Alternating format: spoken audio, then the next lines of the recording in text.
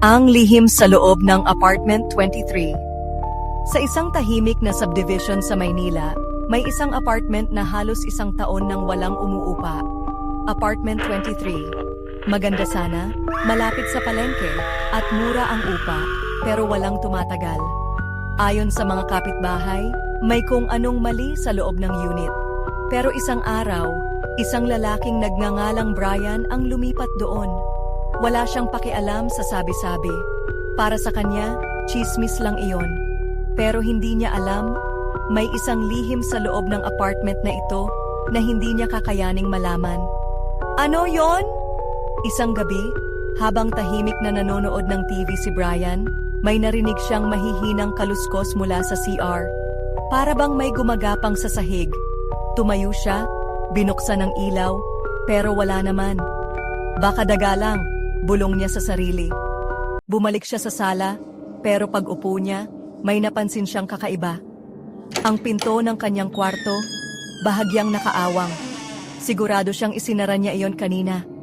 Dahan-dahan siyang lumapit, nanginginig ang kamay niyang itinulak ang pinto. Lag! Biglang sumara ang pinto sa harap niya. Napaatras siya. Ang kanyang puso, parang gusto nang lumabas sa dibdib niya. Wala siyang kasama sa loob ng apartment, pero pakiramdam niya, hindi siya nag-iisa. Kinabukasan, nagtanong siya sa mga kapitbahay tungkol sa dating nakatira sa unit. Napag-alaman niyang ang huling nangupahan dito ay isang dalagang nagngangalang Lainey. At hindi na siya nakita pa matapos ang isang gabi ng malalakas na sigawan mula sa apartment. Wala na yon, huwag mo nang alamin, sabi ng isang matandang tindera. Pero lalong tumindi ang hinala ni Brian. Ang pulang substance sa ilalim ng sahig. Hindi mapakali si Brian. Isang gabi, habang naglilinis siya ng apartment, napansin niyang tila may bahagyang biyak ang tiles sa may bandang kusina. Para bang may tinatakpan ito? Kumuha siya ng martilyo at sinimulang paluin ang sahig. Tok! Tok! Tok! Hanggang sa crack, bumigay ang isang parte ng tiles.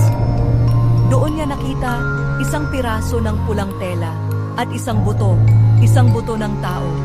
Puta! Ano to? Napasigaw siya at napaatras. Nanginginig niyang hinukay pa ang ilalim ng tiles at doon niya nakita ang isang bagay na nagpabaliktad ng sikmura niya. Isang kalansay ng babae, balot pa ng sirang damit.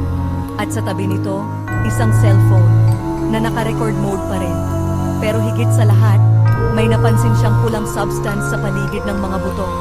Malagkit, parang hindi pa natutuyo, kahit matagal nang nakalibing ang katawan.